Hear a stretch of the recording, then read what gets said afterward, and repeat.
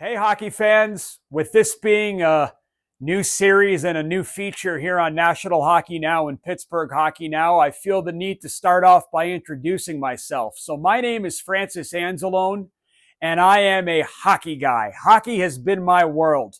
I grew up in a hockey household. My father was a college and a professional coach for just over 40 years. The rink, the locker room has been my safe place, my happy place for most of my life. I am absolutely pumped to be part of the National Hockey Now, Pittsburgh Hockey Now community. It's interesting.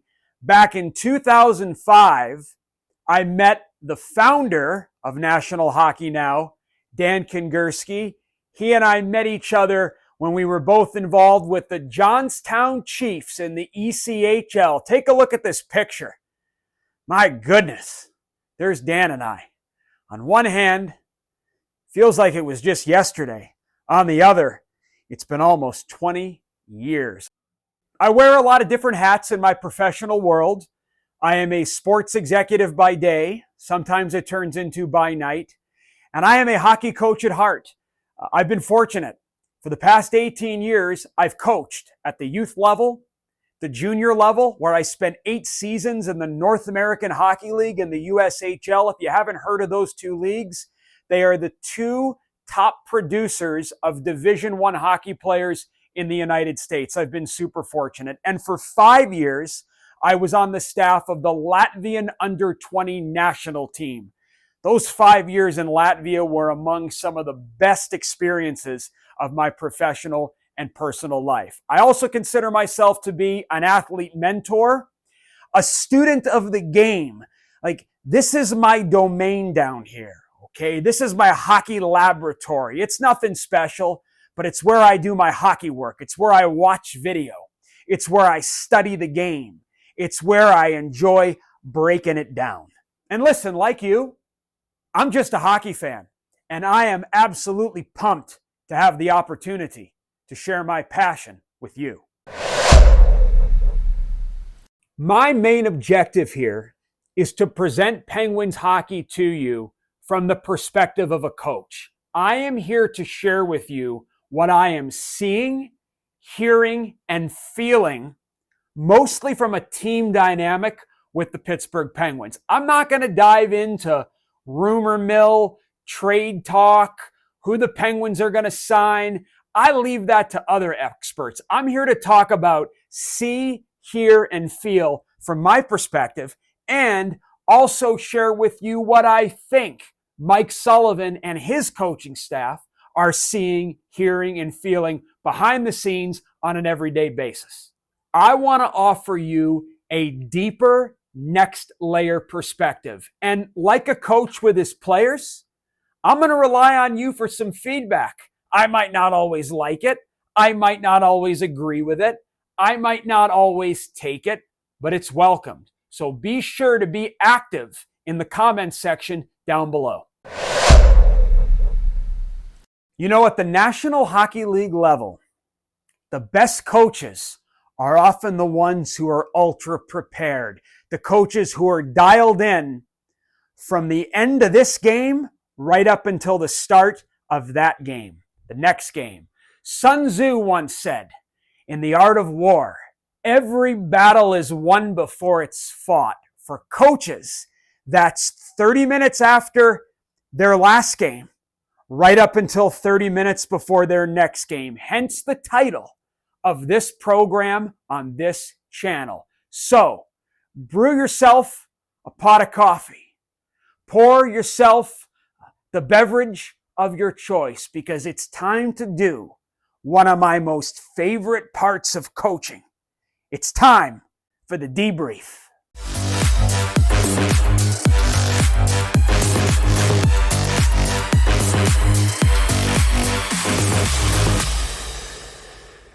So when the game ends, most coaches will take 30 minutes or so.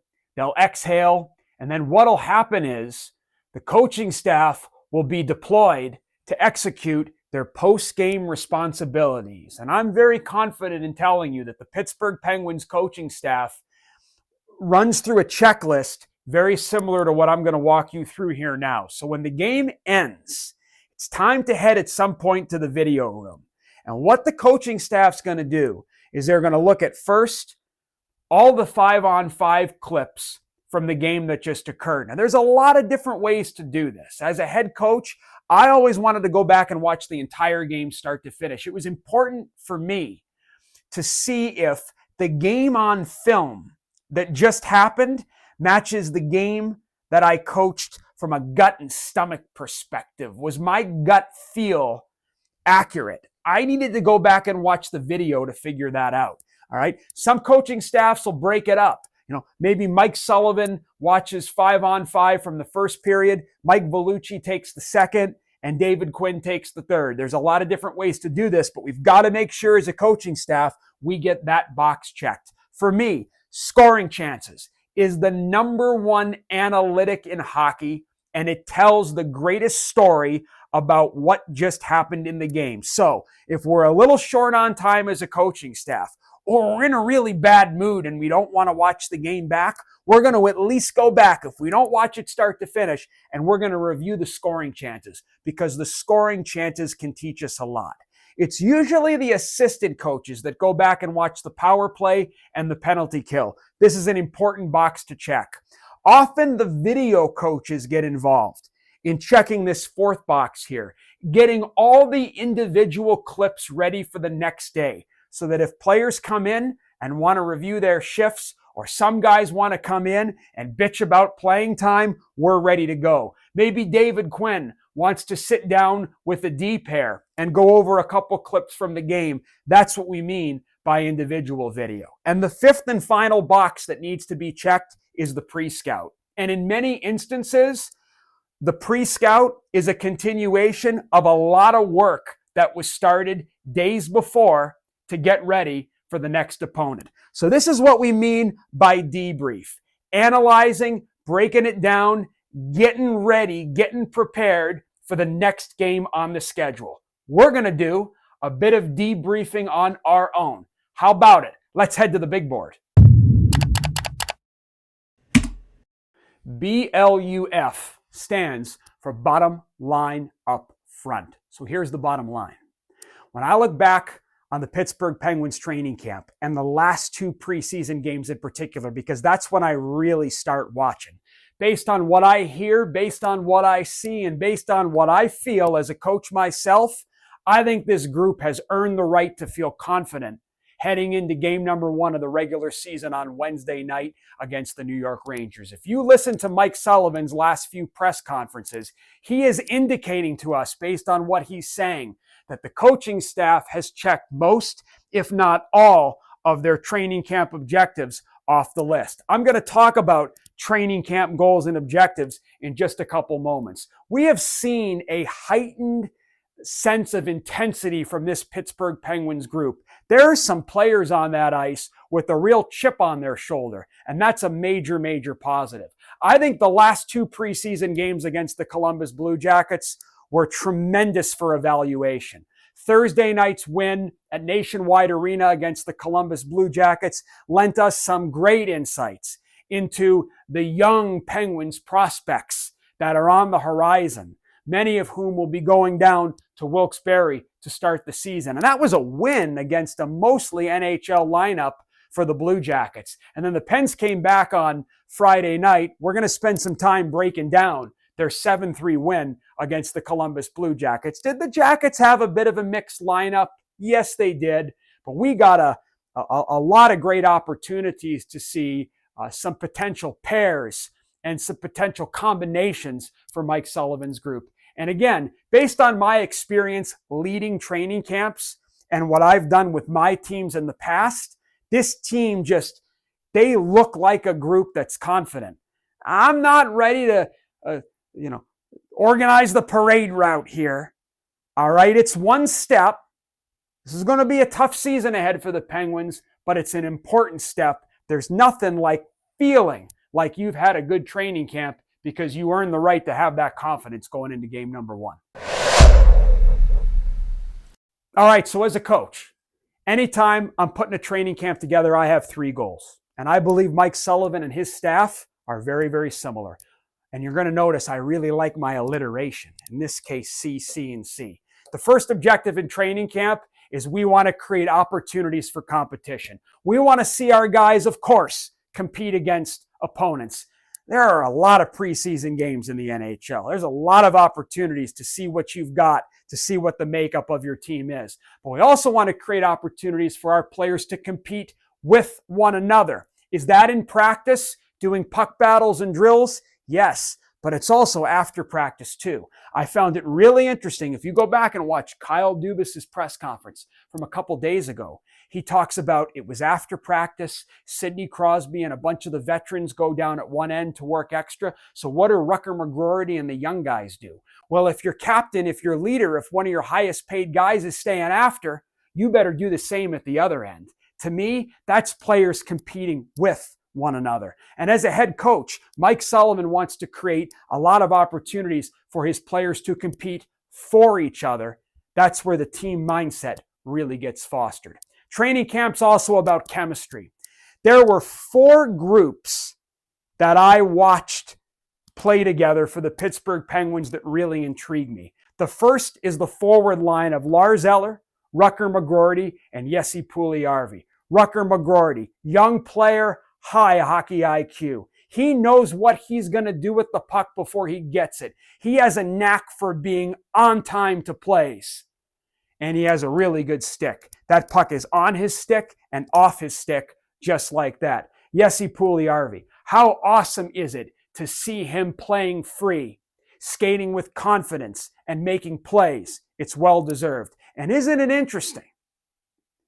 Anyone who plays with Lars Eller, number 20, usually looks good because Lars Eller is a reliable veteran and he's the definition of a true center iceman. He's the glue for any 2 wingers that he plays with. Sidney Crosby, Drew O'Connor, Anthony Beauvillier. Are one of these guys, probably Beauvillier, going away when Brian Rust gets back? Most likely. But if this is a line on Wednesday night against the New York Rangers, I like this line. This line could create a lot of trouble. Anthony Beauvillier, heck of a signing. He can skate like the wind, but he also hunts pucks. And that's a prerequisite for playing with 87. And we all know Drew O'Connor is very, very similar. Noel Acciari, Cody Glass. I like this pairing of 2 forwards. Noel Acciari, he's your do-it-right type of player. All right? This guy got 2 breakaways on Friday night against the Columbus Blue Jackets by just being in the right spot in the defensive zone. And Cody Glass, this is a disruptor who I think Pittsburgh Penguins fans are really, really going to come to light. What's interesting, Glass, McGroarty, Puljujarvi, if you look back on their history, all 3 have a track record for offense. McGroarty, way over a point per game player last year at the University of Michigan. North of a point per game player in the last 2 World Junior Championships. Is that the same as playing in the NHL? No. But an offensive track record and an offensive pedigree are really, really important to a player's confidence and identity. And as we know, this team needs goals out of their, dare I use the term, bottom 6 forward group. And perhaps the best chemistry, I think, in the preseason, Matt Grzelcyk, 24, Chris Letang, 58. Is one more defensive than the other? Yes. But they both skate really, really well. One's 6 foot, Letang. One's 5'10", Grzelcyk. But they both have a wide base. They both have a long stride. They both play low to the ice. And Grzelcyk, like Letang, can recover a mistake by using his great feet to get back into middle ice and get back into position. And this is the area, for me, that's most intriguing. Playing connected. You will know that the Pittsburgh Penguins are connected if when you're watching the game at home, you stop the video and you see 5 players in the picture. If they have 5 players involved in the defensive zone, 5 in the neutral zone, and 5 up in the offensive zone, that means that they're connected. When you're playing connected, it means you can be predictable for one another. You've got help nearby defensively. And then when you get the puck, you've got your outlet close by to find that player with the puck. And if you're predictable, that means you can do what Mike Sullivan loves to do. The hallmark of the 2016 and 2017 Stanley Cup Championship Penguins teams, you get the opportunity to play fast. You can't play fast if you're not predictable, and you can't be predictable for one another if you're not connected. I love the focus. I love the detail from the Penguins in training camp. They were mid-season-like in terms of how they approached the last 2 preseason games in particular. Doesn't guarantee you anything, but again, to me, it just gives you the right to feel confident about yourselves. Okay, we're really getting into the weeds here, I know.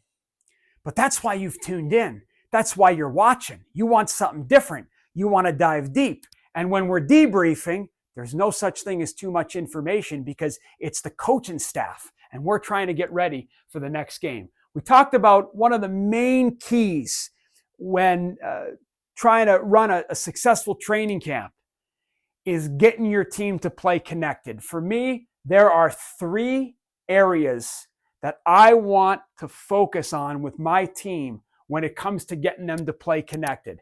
And it looks like the Pittsburgh Penguins have checked these 3 boxes. Number 1 is the 3-quarter ice game. So I'm going to pull a little board out to illustrate to you what I mean by the 3-quarter ice game. So here we have the offensive zone. Here we have the Pittsburgh Penguins zone with Joel Blomqvist in the net. Owning the 3-quarter ice game means that the play rarely reaches our end zone. It means that by the 3-quarter point of the rink or our blue line, we have shut the play down so that we can transition and go the other way as quickly as possible. If the Penguins are successful with the 3-quarter ice game, you're going to see a couple things. Number 1, you're going to see a good F3 in the offensive zone. You're going to see all 3 forwards willing to come across or reload the zone anytime the puck switches sides. You're going to see defensemen moving their feet, always being active on the blue line, something the Penguins D are really, really good at. If we have a good F3, if we have a commitment to reloading, if we have forwards that are willing to hunt back through the middle of the rink, that allows the defenseman to keep a tight gap. And as a result, will hopefully shut plays down. Best case scenario at the red line or by our blue line. 3-quarter ice game. All right. Another area that's key to playing connected is being fast in transition. Having a sprint mentality. If you watch the last 2 preseason games, the Penguins defensemen were going back for pucks. They were checking their shoulder, talking and sprinting. The Penguins forwards were working to fill lanes, to present themselves, and to make it so obvious to the defenseman of the puck carrier, hey, give it to me, I'm open. Nick Lidstrom once told a group of young defensemen, my best piece of advice for you, if you go back for a puck and you look up and you see an open forward, give it to him. And lastly, defensive zone. We've got to be organized. We've got to be connected in our defensive zone. You'll know the Penguins are dialed in if you're watching them in their end zone, if the play does get down there, and it will at some point, and you see 5 players in the picture, stopped, in position, something like what we see here. If we see a look like this, 5 in the picture stopped, we'll know the Penguins are dialed in. As I mentioned a few moments ago, Noel Acciari, 2 breakaways on Friday night just from standing in the right spot as a winger and having a good stick. Evgeny Malkin, there's something about Gino. He's moving. He's got his legs, but he's also closer to the action. He's not looping as much. He's not swinging as much. That's a really good sign. And I'm going to throw sort of a 4th area of focus in, a disguised 4th area of focus, because it's that important this year with all the talk and the fact that there's a new coach in charge. It's the power play. I see 3 things with the Penguins power play that I really like. Number 1, they're underhandling, not overhandling the puck. The puck is on a stick and off a stick to another stick in a hurry. Really, really good sign. The Penguins are attacking seams, okay? They're not dusting it off or overhandling. They're not passing up opportunities to shoot or take it to the net. When they see white ice, they go. WIG. white ice go. And this is probably my favorite piece of this year's Penguins power play. And this is a bit of a change under David Quinn versus Todd Reirden. Instead of being in specific spots, they are focused on just filling spots. David Quinn seems to be more concerned with the players having this look within their 1-3-1 power play setups versus, okay, you're always here, you're always there, you're always there. And I'll tell you what I mean by that. If you look at Penguin power play group number 1 and you go back and you watch the last 2 preseason games, Friday in particular, when these guys were all in the lineup, Chris Letang was pretty much always at the top. Evgeny Malkin was pretty much always on his flank. But Ricard Raquel, Sidney Crosby, Bunting, they were all interchangeable. Some points you saw Bunting here in the middle as the bumper and Crosby at the net. Other times Crosby was the bumper, he was in the middle. And the second power play group with Grzelcyk at the top, very, very similar. Coach Quinn seems to be more interested in the players filling spots quickly, some way, somehow, versus being in static, stationary set spots. Major, major positive. And the last point on the power play, any power play, I don't care who you are. If you're not winning faceoffs, if you're not getting clean entries, and if you're not retrieving pucks, you have no opportunity to be successful. And I would say check, check, check in those 3 areas for the Pittsburgh Penguins on the power play. All right, everybody, it's here. Wednesday night, opening night.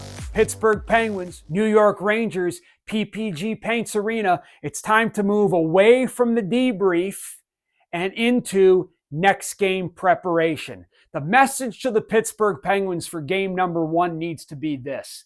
Let's carry over the positive momentum that we've created for ourselves by having a really good training camp, and let's continue laying a foundation on the 24-25 season. All right, it's game 1 of the regular season. There shouldn't be much of a focus on the New York Rangers. The focus should be on the Pittsburgh Penguins, but the Pens do need to keep in mind that the New York Rangers, no disrespect, are not the Columbus Blue Jackets. These are 2 very different teams on very different trajectories. The New York Rangers are fast, they're experienced, they're skilled, and they too have a chip on their shoulder. I think back to comments made by Jacob Trouba this summer. He said something along the lines of, this is probably our last dance with this core intact. We have to deliver this year. So I would expect the New York Rangers are going to be ready to go on Wednesday night. I'll be interested to watch